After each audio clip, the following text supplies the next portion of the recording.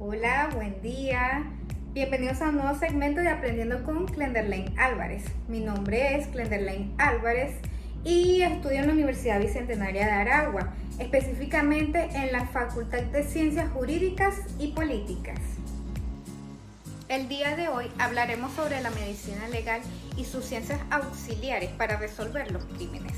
Se destaca que la medicina legal es una disciplina que se encarga de aplicar los conocimientos médicos a la resolución de cuestiones jurídicas, específicamente en casos relacionados con la determinación de la causa de la muerte, la identificación de cadáveres, la valoración del daño corporal en casos de agresiones o accidentes, entre otros aspectos más.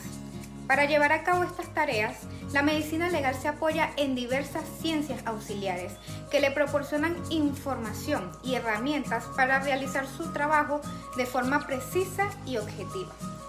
Pero, para adentrarnos en estos temas de forma más profunda, debes continuar escuchando mi ponencia del día de hoy. Iniciaremos hablando sobre cuáles son las ramas de la medicina de esencial estudio para la medicina forense, y es importante indicar que la medicina forense no es más que una rama de la medicina que tiene como objetivo ayudar al paciente en el ámbito de la justicia. En el campo de la medicina forense es importante tener conocimiento de diversas ramas de la medicina en general para poder realizar investigaciones y análisis precisos. Algunas de las ramas de la medicina que son esenciales para este estudio incluyen lo siguiente. La segunda rama sería la patología. Y la patología forense se encarga de estudiar las enfermedades y lesiones que pueden haber causado la muerte de una persona. Los patólogos forenses realizan autopsias y analizan muestras de tejidos para determinar la causa de la muerte. Un ejemplo de esta rama de la medicina forense sería un caso donde un ciudadano fallece por un presunto envenenamiento, donde en este caso el patólogo forense debe examinar el cuerpo para identificar los signos de toxicidad, como cambios en el color de la piel o la presencia de sustancias no naturales en el estómago o la sangre. El Código de Instrucción Médico Forense, desde su artículo número 77 hasta el número 106, explica todo el proceso que realiza el patólogo para colectar evidencias mediante la examinación del cadáver. Primero lo examina externamente, luego realiza la apertura del mismo y procede a realizar una examinación interna del cuerpo, donde se identifican sus lesiones. Una vez realizado este proceso, el especialista procede a cerrarlo y finalmente se culmina con la exhumación del cadáver. La segunda rama sería la patología. Y la patología forense se encarga de estudiar las enfermedades y lesiones que pueden haber causado la muerte de una persona. Los patólogos forenses realizan autopsias y analizan muestras de tejidos para determinar la causa de la muerte. Un ejemplo de esta rama de la medicina forense sería un caso donde un ciudadano fallece por un presunto envenenamiento, donde en este caso el patólogo forense debe examinar el cuerpo para identificar los signos de toxicidad, como cambios en el color de la piel o la presencia de sustancias no naturales en el estómago o la sangre. El Código de Instrucción Médico Forense, desde su artículo número 77 hasta el número 106, explica todo el proceso que realiza el patólogo para colectar evidencias mediante la examinación del cadáver. Primero lo examina externamente, luego realiza la apertura del mismo y procede a realizar una examinación interna del cuerpo, donde se identifican sus lesiones. Una vez realizado este proceso, el especialista procede a cerrarlo y finalmente se culmina con la exhumación del cadáver. La tercera rama sería la de la toxicología. La toxicología forense se enfoca en el estudio de las sustancias tóxicas y su efecto en el cuerpo humano. Los toxicólogos forenses analizan muestras biológicas para detectar la presencia de drogas, alcohol u otras sustancias que puedan haber contribuido a la muerte de una persona. Un ejemplo del uso de esta rama sería que una persona fallece sospechosamente y es encontrado muerto en un departamento. donde el mismo no presenta signos evidentes de trauma, pero se sospecha que podría estar relacionado con el consumo de droga. Luego de que los expertos colecten las evidencias necesarias en la escena del crimen, como muestras de sangre y orina, el cuerpo es remitido a los médicos forenses y el toxicólogo se encarga de examinar dichas muestras, donde en el examen de sangre se detecta una alta concentración de opiáceos, incluyendo heroína también. En la orina se confirma la presencia de cocaína y el análisis del cabello también muestra una exposición crónica a estas sustancias, siendo esta experticia crucial para no inculpar a un tercero por el fallecimiento del mismo. La cuarta rama sería la de la odontología forense. Los odontólogos forenses utilizan los conocimientos de odontología para identificar a personas a través de sus registros dentales, así como para analizar lesiones en la boca y los dientes que puedan ser relevantes en una investigación forense. Un ejemplo de esta rama de la medicina vendría siendo el caso de Marx, donde una mujer fue asesinada por estrangulación después de haber sido agredida sexualmente. A esta se le tomaron fotos de la nariz mordida y se hicieron impresiones dentales de los dientes del sospechoso. Prontamente, a través de comparaciones bidimensionales y tridimensionales, se afirmó que las marcas de mordiscos en la nariz de la mujer fueron realizadas por el sospechoso Walter Marx. Y si este caso se hubiera dado en Venezuela, este señor hubiera sido condenado a una pena de 12 a 18 años, según lo que establece la Ley Orgánica sobre el derecho a la mujer a una vida libre de violencia en su artículo 57. La quinta rama sería la de la psicología forense. La psicología forense se enfoca en la evaluación psicológica y en el análisis del comportamiento de individuos en situaciones legales. Los psicólogos forenses pueden evaluar la credibilidad de testimonios, realizar perfiles psicológicos de criminales y ayudar en la evaluación de la capacidad mental de una persona para enfrentar un juicio. Un ejemplo de esta rama vendría siendo la evaluación de la credibilidad del testimonio, donde en un caso hipotético María es testigo de un juicio por presenciar la agresión física que le propició su vecino a su vecina.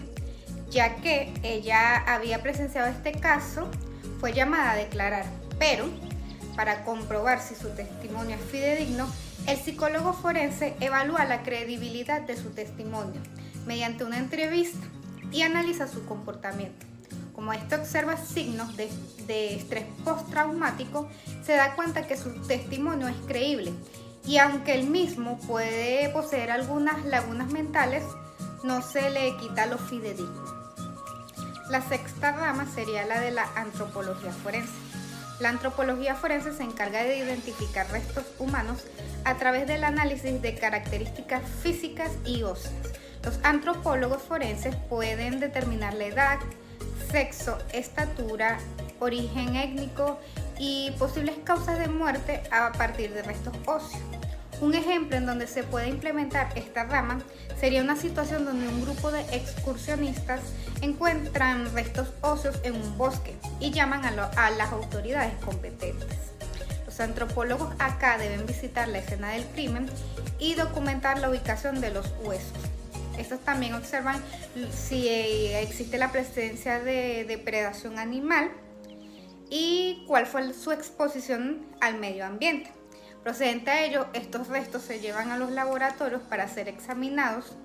Se determinan aspectos tales como el sexo, la edad, la estatura, las posibles lesiones y se efectúan análisis de ADN para identificar al individuo. Luego de ello, el antropólogo concluye que los restos pertenecen a un adulto de sexo masculino, el cual tuvo fractura craneal y sugiere que hubo un trauma contundente como causa de muerte. Y gracias al examen de ADN se revela que se trata de un excursionista desaparecido hace varios años.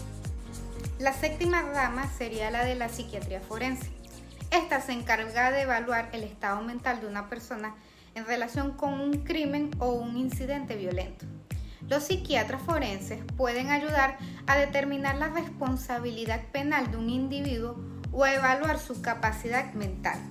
Un ejemplo sería que John haya asesinado a su hermana Soraya, ya que éste sufre de esquizofrenia, donde por lo tanto el psiquiatra posee el deber de evaluarlo para comprobar si realmente la persona posee esta patología o la utiliza como excusa para eximirse de responsabilidad penal. Y en vez de dirigirse a un centro penitenciario, lo refieran a un centro de salud mental. El Código de Instrucción Médico Forense establece las condiciones que debe seguir un psiquiatra para examinar la condición mental del victimario, que consiste en revisar primeramente su historial médico, realizar exámenes repetitivos, deben realizar un informe que contenga toda la información que colectó durante la observación del paciente y en estas conclusiones debe agregar si la persona realmente es demente, la data de su demencia, en qué estado mental se halla y si la enajenación es permanente. La octava rama de la medicina sería la de la genética forense. Esta es una rama de la medicina que se encarga o se ocupa del análisis de ADN en el contexto legal. Su objetivo es utilizar técnicas genéticas para resolver problemas relacionados con la identificación de individuos y la investigación criminal.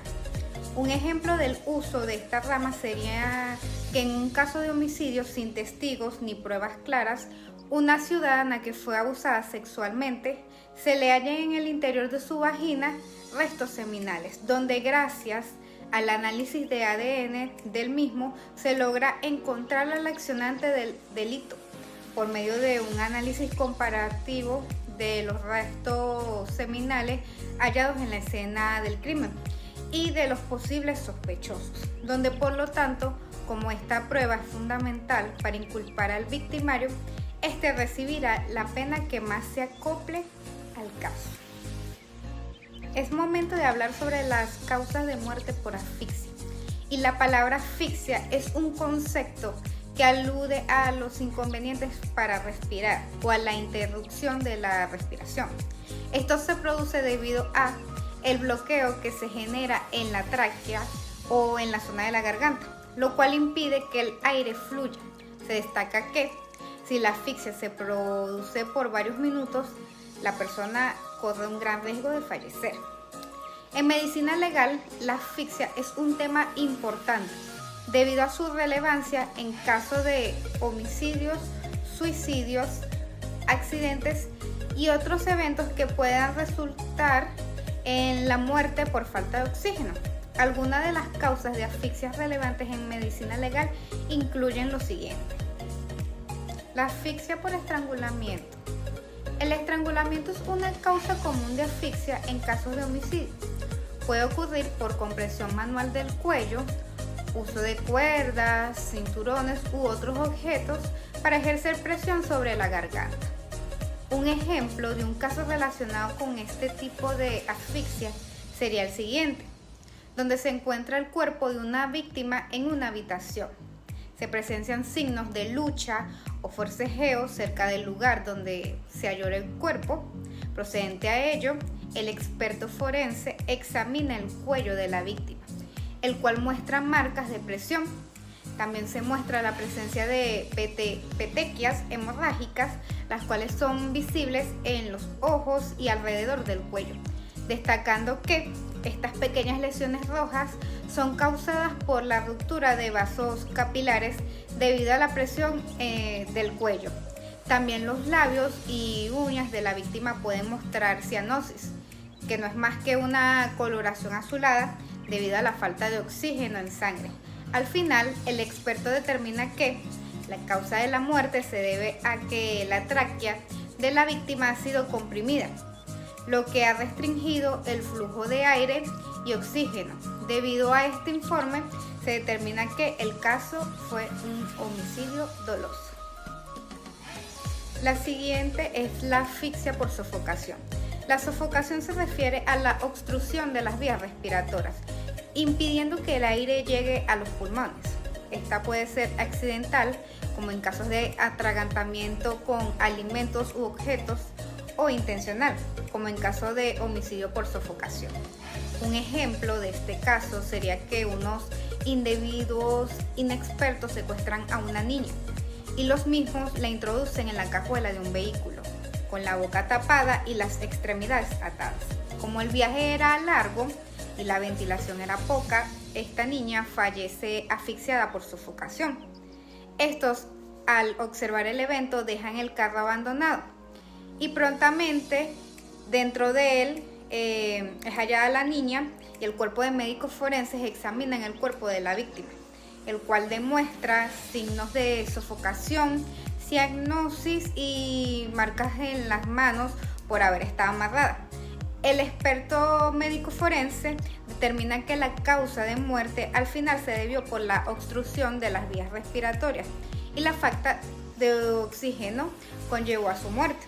Luego de determinar quiénes fueron los victimarios por medio de otros análisis, los secuestradores son capturados gracias a la evidencia y ahora, en vez de ser condenados por el delito de secuestro, su pena será agravada, ya que la ciudadana falleció. La asfixia por inmersión. La inmersión en agua u otro líquido puede resultar en asfixia y muerte por ahogamiento. En medicina legal se investiga si la inmersión fue accidental, suicida o homicida, y se analizan las circunstancias que rodean al evento. Un ejemplo de un caso relacionado con este tipo de asfixia sería que una pareja se fue de viaje en un crucero que navegaba alrededor de América. El esposo ya tenía planificado asesinar a su esposa, así que la lleva a la popa del barco y forcejea con ella hasta aventarla al mar. Próximo a ello, finge preocupación por no encontrar a su esposa, y con el transcurrir del tiempo, un grupo de pescadores hallan el cuerpo de la víctima flotando. Estos llaman a las autoridades competentes y los expertos forenses, al realizar los exámenes, detectan que el cuerpo poseía agua en los pulmones, espuma fina en la nariz y boca, lesiones en el tejido, aumento de volumen en los pulmones y marcas en los brazos que demuestran forcejeo. Al final, como quedaron las huellas, determinan que su esposo la asesinó y este debe recibir una condena por homicidio doloso y sus agravantes por premeditar la situación e incurrir con alevosía. La asfixia postural. En algunos casos, la posición del cuerpo puede contribuir a la asfixia, especialmente en situaciones donde la persona queda atrapada o aplastada en una posición que dificulta la respiración. Un ejemplo de este tipo de asfixia se presenta comúnmente en los bebés. Por ejemplo, si acuestan a un niño en su cuna y este se coloca boca abajo, debido a su falta de fuerza muscular y control de su cabeza, el bebé queda atrapado en una posición que le dificulta su capacidad de respirar, obstruyendo sus vías respiratorias, lo que lleva a este tipo de asfixia. En casos como este, el cuerpo de médicos forenses debe determinar la causa de la muerte y en este caso, como no se determina forcejeo ni algún tipo de indicio que lo haga ver como homicidio, se considera que la muerte del bebé fue por un accidente. La asfixia por gases tóxicos. La inhalación de gases tóxicos como monóxido de carbono u otros productos químicos nocivos pueden provocar asfixia y muerte. En medicina legal se investiga la fuente de los gases y las circunstancias que llevaron a la exposición. Estas son solo algunas de las causas de asfixia relevantes en medicina legal. Un ejemplo sería que María se encontraba en su laboratorio realizando experimentos científicos, pero al combinar los químicos de manera incorrecta, el aire se tornó espeso y asfixiante, donde su respiración se tornó en un esfuerzo agónico. El médico forense y los investigadores determinan que fue un accidente, ya que no hay rastros de forcejeo. Por la posición en que se halló el cadáver, se nota que María luchó por escapar, pero la exposición prolongada la debilitó. su garganta estaba enrojecida, sus pulmones se llenaron de líquido, lo cual le causó la muerte. Y al final también se pudo observar que ella estaba experimentando con ciertas sustancias químicas. La asfixia por inhalación de humo se produce cuando se respiran gases tóxicos o productos de combustión en un incendio u otro tipo de emergencia.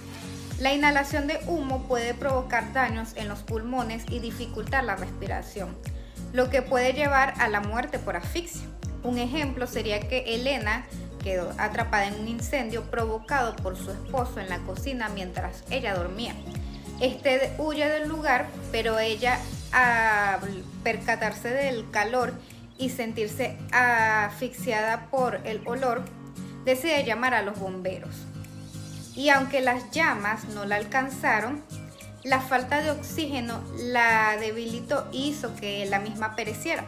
Los médicos y los cuerpos de investigaciones criminalísticas determinaron que el incendio fue provocado por su esposo, el cual debe pagar por esta acción con una condena por homicidio doloso, y determinaron que la misma falleció por esta asfixia, puesto que había presencia de hollín en sus fosas nasales, sus ojos estaban irritados y sus pulmones se llenaron de líquidos y aparte de ello también se hincharon. Finalmente tenemos a la asfixia por compresión torácica. Ocurre cuando se ejerce presión sobre el pecho impidiendo que los pulmones se expandan y se llenen de aire.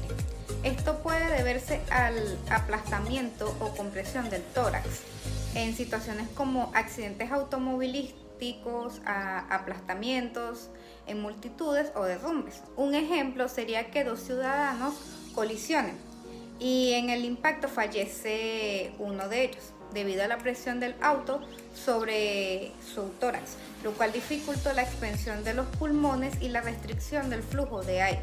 Los expertos médicos forenses, por medio de su estudio, determinan que el cuerpo poseía la piel azulada, una constricción de la pupila y las arterias del tórax estaban totalmente comprimidas, siendo esta la causa de su muerte, donde por lo tanto el accionante del delito, que sería la contraparte, debe pagar por el daño ocasionado.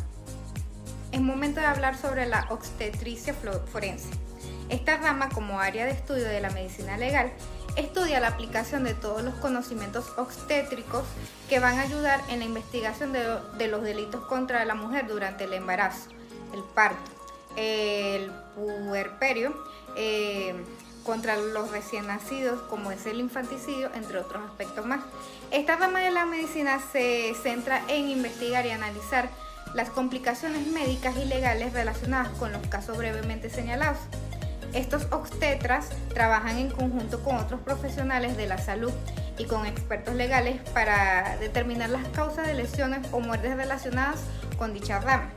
La obstetricia forense mantiene una incidencia significativa en casos de abortos e infanticidios, ya que los obstetras forenses pueden desempeñar un papel crucial en la investigación y determinación de las circunstancias que rodean estos eventos, como los abortos ilegales, infanticidios neonatales, entre otros aspectos más. La obstetricia forense juega un papel crucial en la investigación de casos relacionados con abortos, ya que los obstetras forenses están capacitados para examinar y analizar evidencias médicas relacionadas con la interrupción del embarazo. Algunos de los aspectos en los que la obstetricia forense puede ser relevante en casos de abortos incluyen lo siguiente. Primero sería la determinación de la causa de la interrupción del embarazo. Los obstetras forenses pueden examinar el feto, los restos fetales o los tejidos uterinos para determinar la causa del aborto. Esto puede incluir el investigar si hubo complicaciones médicas, anomalías genéticas, infecciones u otros factores que llevaron a la interrupción del embarazo. La segunda sería la identificación de posibles signos de aborto inducido ilegalmente. En caso de que se sospeche que el aborto fue inducido ilegalmente, los obstetras forenses pueden examinar la evidencia médica para identificar signos de intervención no autorizada, como lesiones uterinas o productos químicos en el cuerpo de la mujer. La tercera sería la colaboración con autoridades legales. Los obstetras forenses pueden colaborar con las autoridades legales en la recolección y presentación de pruebas médicas relacionadas con el aborto. Esto puede incluir proporcionar informes médicos detallados, testificar como expertos en juicios y ayudar a determinar si se han violado las leyes relacionadas con el aborto. El médico forense puede realizar una serie de exámenes que consisten en analizar su historia clínica, realizar un examen físico para buscar signos de aborto como sangrado vaginal, dolor abdominal u otros en la mujer. Puede realizar ecografías o, si se sospecha que ha sido provocado, se ejecuta un legrado para examinar la causa por medio del tejido restante. La obstetricia forense también desempeña un papel crucial en la investigación de casos de infanticidio, ya que los obstetras forenses están capacitados para examinar y analizar evidencia médica relacionada con la muerte de un recién nacido. Algunos de los aspectos en los que la obstetricia forense puede ser relevante en casos de infanticidio incluyen lo siguiente: la determinación de la causa de la muerte del recién nacido. Los obstetras forenses pueden examinar el cuerpo del bebé, llevar a cabo autopsias y analizar muestras de tejido para determinar la causa exacta de la muerte. La segunda sería la identificación de signos de negligencia o abuso. En caso en que se sospeche la negligencia o abuso infantil, los obstetras forenses pueden examinar la evidencia médica para identificar signos de maltrato físico, descuido o falta de atención médica adecuada. La tercera sería la colaboración con las autoridades legales. Aquí los obstetras forenses pueden colaborar estrechamente con las autoridades legales en la colección y presentación de pruebas médicas relacionadas con el infanticidio, como proporcionar informes detallados sobre la causa de la muerte del niño. El Código de Instrucción Médico Forense establece algunas directrices para la actuación de los médicos forenses en su labor pericial. En el contexto de casos relacionados con el aborto, este código es relevante para determinar aspectos médicos legales y evaluar las circunstancias en las que se produjo la interrupción del embarazo. Algunas de las relaciones de dicho código con los casos de aborto sería que el médico primeramente tiene el control de identificar las sustancias abortivas, es decir, que si se sospecha que una sustancia ha sido utilizada para cometer un aborto, los médicos forenses deben identificarla y comunicarla al juez. También indica los pasos para evaluar la muerte fetal. Y finalmente este código guía a los médicos a la interpretación de pruebas y a la emisión de informes periciales.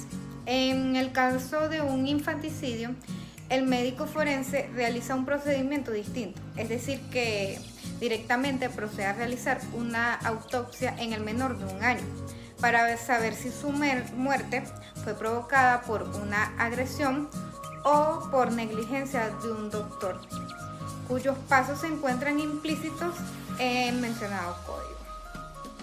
Es momento de hablar sobre la psiquiatría forense en el campo jurídico. La psiquiatría forense es una disciplina que se encarga de estudiar y evaluar la relación entre la salud mental y el sistema legal.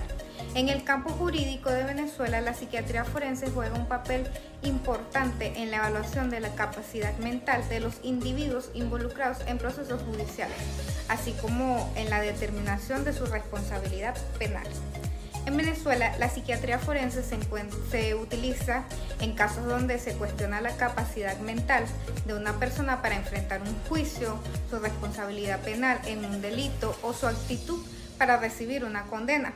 Los psiquiatras forenses son profesionales especializados para evaluar el estado mental de las personas y proporcionar informes periciales que ayuden a los jueces a tomar decisiones informadas. Además, la psiquiatría forense en Venezuela también se utiliza en las evaluaciones de personas con trastornos mentales que puedan representar un peligro para ellos mismos o para la sociedad. En estos casos, los psiquiatras forenses pueden recomendar medidas de tratamientos o internamiento en instituciones especializadas. En Venezuela, la psiquiatría forense está regulada en el Código de Instrucción Médico Forense, el cual establece los lineamientos y procedimientos para la evaluación psiquiátrica de personas involucradas en procesos judiciales. En este código se detallan las responsabilidades y funciones de los psiquiatras forenses, así como los criterios y métodos de evaluación que deben seguir para emitir informes periciales. El Código de Instrucción Médico Forense en Venezuela establece que los psiquiatras forenses deben realizar evaluaciones exhaustivas de la salud mental por medio de exámenes que deben ser repetidos varias veces a las personas involucradas en procesos judiciales con el fin de determinar su capacidad mental, responsabilidad penal, actitud para enfrentar un juicio y necesidad de tratamiento psiquiátrico que se le debe suministrar en caso de que tenga alguna condición. Además, este código establece que los informes periciales emitidos por los psiquiatras forenses son fundamentales para la toma de decisiones judiciales, ya que proporcionan información objetiva y especializada sobre el estado de salud mental de las personas involucradas en un caso. La muerte no es más que el final de la vida.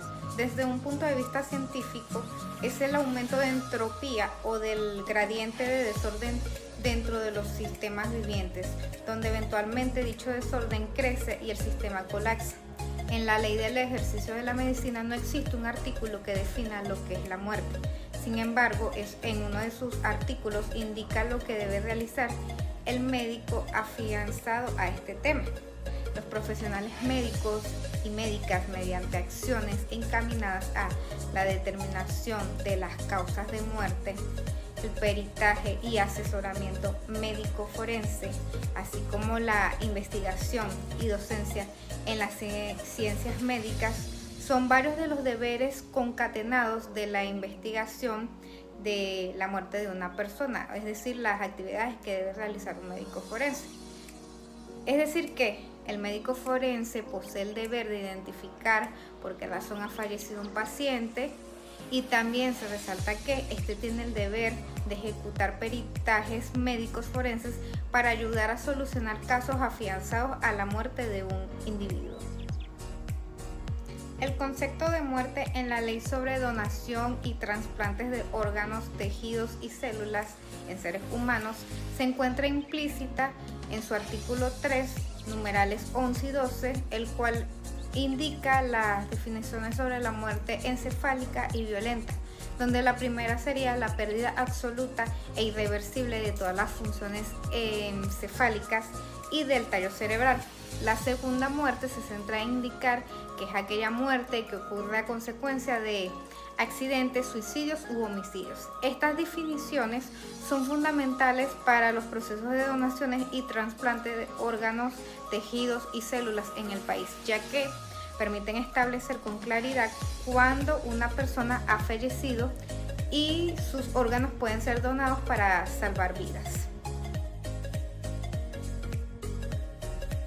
Asimismo, el saber cuáles son las causas de muerte por asfixia puede ser imprescindible en las investigaciones criminales, puesto que facilita el determinar si una situación por asfixia fue provocada o accidental.